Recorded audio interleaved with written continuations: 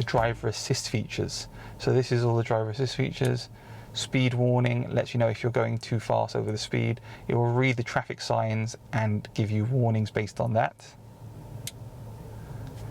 So with the adaptive cruise control, it will store your last distance. It will give you that predictive control. So it will slow down or speed up based on the traffic signs. So if it's 30, it will slow down to 30.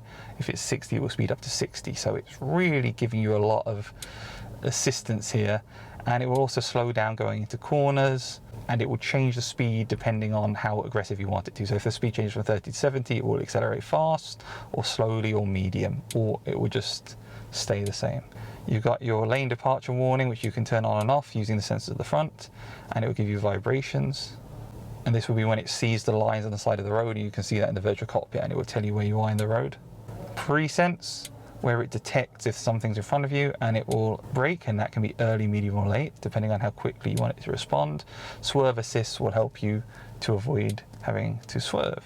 Emergency assist, which will slow down the vehicle if it thinks you're unable to drive for any reason, and the rest recommendations. So this has a lot of controls for driver assist.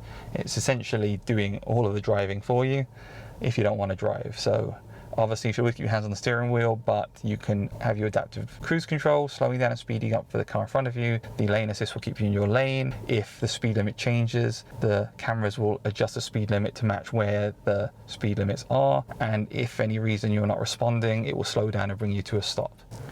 This is what Android Auto looks like on the Audi A3. Again, very quick, very responsive, very easy to use.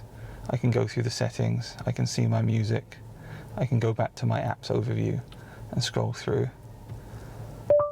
Navigate to Audi Caffin's Eastbourne. Here's what I found for Caffin's. And if you need an Audi, I would recommend you visit Caffin's Eastbourne Audi, as they will help you. And that's the phone number in case you want to get in touch with them. And I can navigate there. I am there now, as you can see. And you can see this lovely widescreen overview, my notifications if there are any to have, and I can go into my music and I can see all my options. So that is what Android Auto looks like on the Audi A3. Let's have a look at CarPlay now. This is Apple CarPlay on the Audi A3. As you would expect, you can move it around. It's very easy to navigate. Go back to the main home screen, a nice wide view like on the Q3 I showed you. You can see your music, you can see your settings, you can change your wallpaper. And you have Siri as well in here. Hey Siri, navigate to Caffin's Audi Cars Eastbourne. Getting directions to Caffin's Eastbourne Audi. And here we go, here's navigation to Audi here in Eastbourne. That is how it works, and you can see it's giving you little navigation updates at the bottom of the screen here. This is the Audi Virtual Cockpit on the new Audi A3.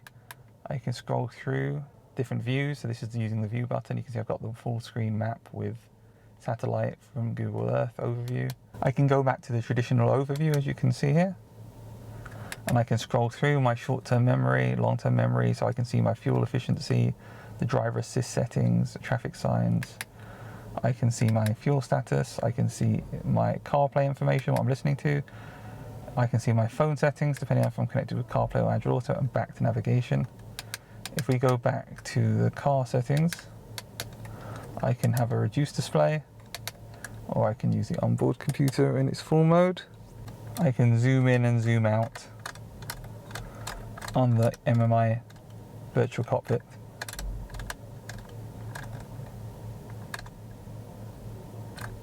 And I can zoom back in. So you can see how great the maps look on here. That is what the Virtual Cockpit on the Audi A3 looks like.